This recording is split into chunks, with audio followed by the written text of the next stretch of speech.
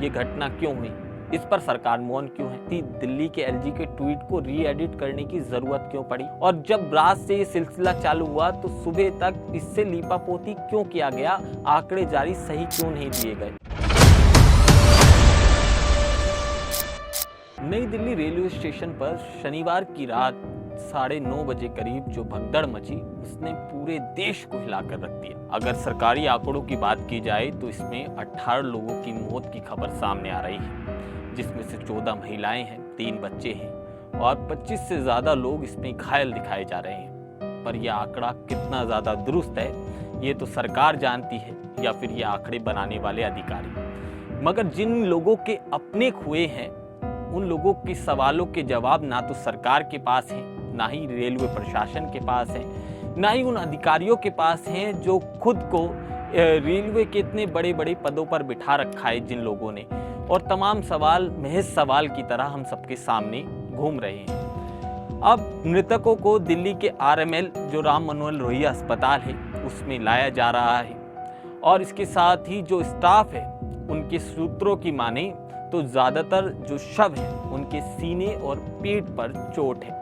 इसके साथ ही ज्यादातर लोगों की दम घुटने की वजह से मौत हुई है। ये पूरा हादसा प्लेटफॉर्म नंबर 13, 14 और 15 के बीच हुआ है। महाकुंभ जाने के लिए स्टेशन पर शाम 4 बजे से भीड़ जुटने लगी थी। आपको बता दें रात को करीब 8:30 बजे प्रयागराज है वो जाने वाली 3 ट्रेनें लेट हो गई थी, जिससे लगातार भीड़ बढ़ती चली गई। अगर जो वहाँ चश्मदीद लोग थे उनके मुताबिक गाड़ी जो प्लेटफॉर्म नंबर 14 से 14 पर आने वाली थी उसका नंबर बदलकर प्लेटफॉर्म नंबर 16 कर दिया गया, जिसके बाद पूरी भगदड़ मची। ऐसे में भगदड़ के पीछे भी अलग अलग व्यक्ति की अलग अलग कहानियां हैं, पर इन सब के बीच हादसे की जो जांच होनी है उसके लिए 2 सदस्यीय कमेटी बनाई गई है, जिसमें उत्तरी रेलवे के 2 अधिकारी नरसिंह देव और पंकज गंगवार को शामिल किया गया है। कमेटी जो नई दिल्ली रेलवे स्टेशन की सीसीटीवी फुटेज है उसको सुरक्षित करने का उसने आदेश दे दिया है, और उसके बिना पर वो पता लगाएगी कि आखिरकार भगदड़ मची क्यों। अब इन सब पर बाद में आएंगे, मगर सबसे पहले जो वो लोग मौजूद थे, क्योंकि इससे पहले की बात करें तो 29 जनवरी को प्रयागराज के कुंभ में जो कुछ हुआ और भगदड़ देखी गई उसमें 30 लोगों की जान चली गई। इससे पहले 10 फरवरी 2013 की बात करें तो प्रयागराज स्टेशन पर एक भगदड़ मचती है, उसमें जो हादसा होता है उसमें 36 लोगों की जान चली जाती है। इसके साथ ही अब कल की घटना पर लौटते हैं। जो नई दिल्ली के लोग आपको सुना रहे हैं, वहां मौजूद लोगों ने उस वक्त क्या कहा उसे सुनेंगे आप तो आपकी रूह कह लीजिए रूह कांप जाएगी। रेल के टॉयलेट पर लोग खचम खच पड़ा हुए थे। कुछ लोग दूरी पर कुछ ही दूरी की बात की जाए तो वहां पर बिमला देवी खड़ी थी। बिलखते हुए वो बताती हैं कि उनके पति हार्ट के पेशेंट है। आखिरी बार उन्हें 10 बजे देखा था, उसके बाद उनसे कोई भी संपर्क नहीं किया जा रहा। मैं अपने परिवार के साथ प्रयागराज जाने के लिए लेकर आया था, बेटा मेरे साथ है, लेकिन बेटी और पत्नी का कुछ भी पता नहीं चल रहा। समझ नहीं आ रहा मैं कहाँ जाऊं। हालात बेहद खराब हैं। रेल प्रशासन भी कुछ मदद नहीं कर रहा। यह कहते हुए योगेश मिश्रा के आंसू थम नहीं रहे थे। वहां रोते बिलखते लोग प्लेटफॉर्म नंबर 15 की बात करे जाए, क्योंकि वहां भगदड़ एक बड़ी संख्या में देखी गई।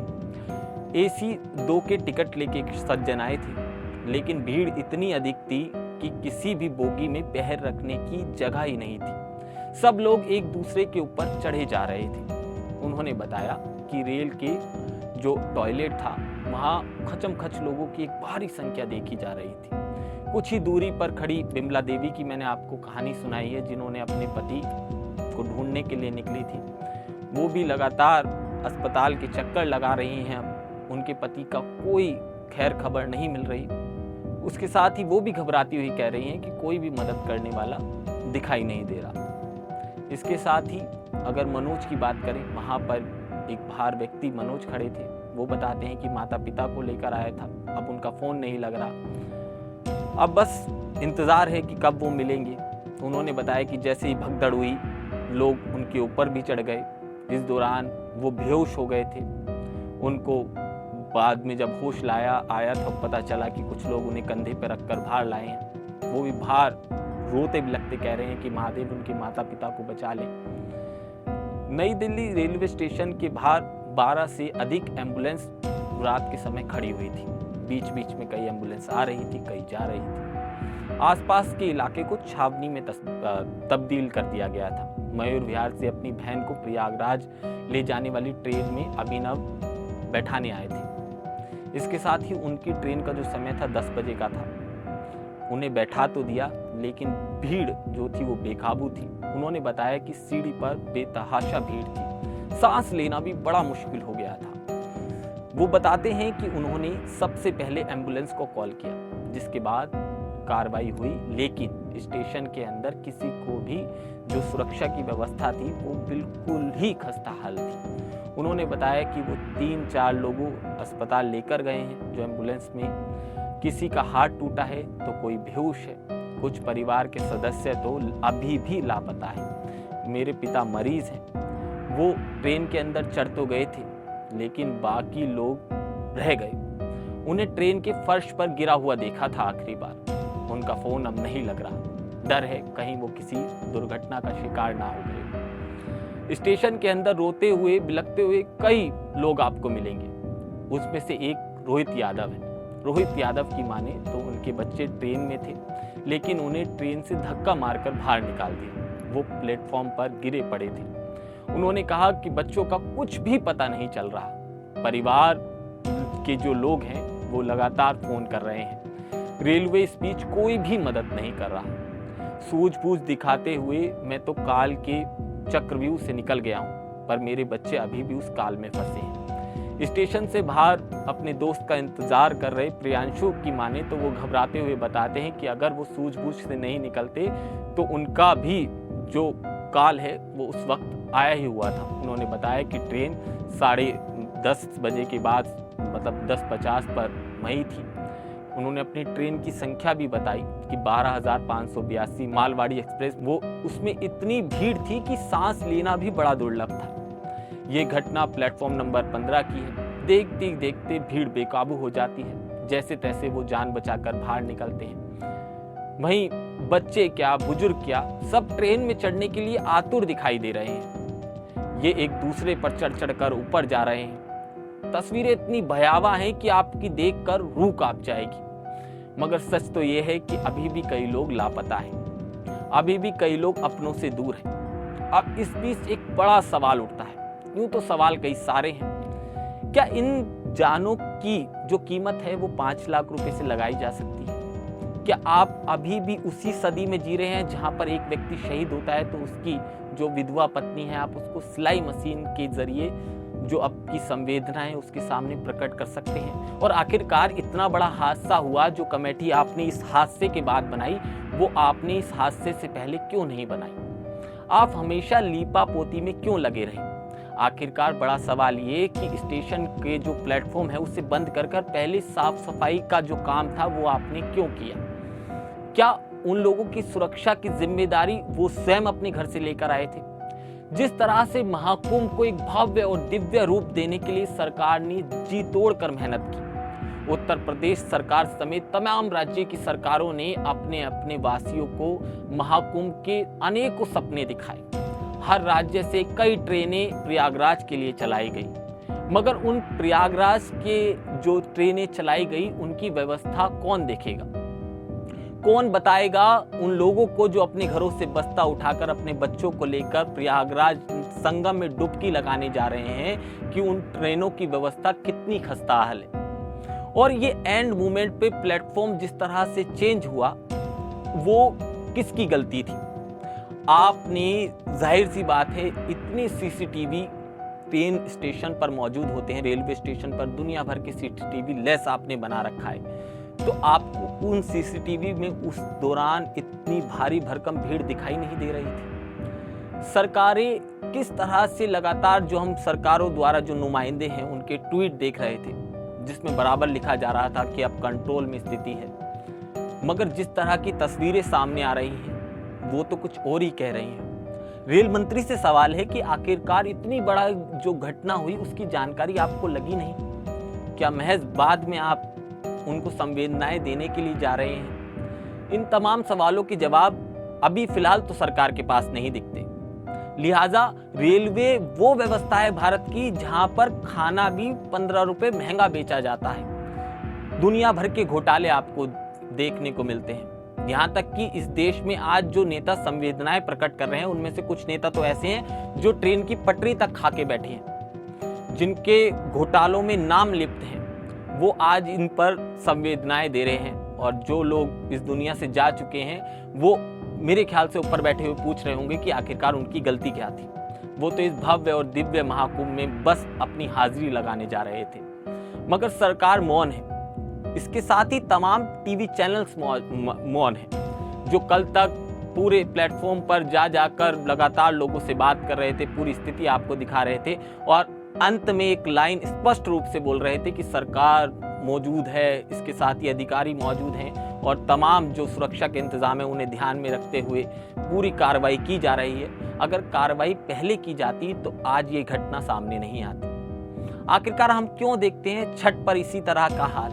क्या हम किसी एक बड़े हादसे को नोता देने का इंतजार कर रहे हैं? और आखिर जो ये लोग हैं वो ट्रेन में जाने को मजबूरी क्यों है?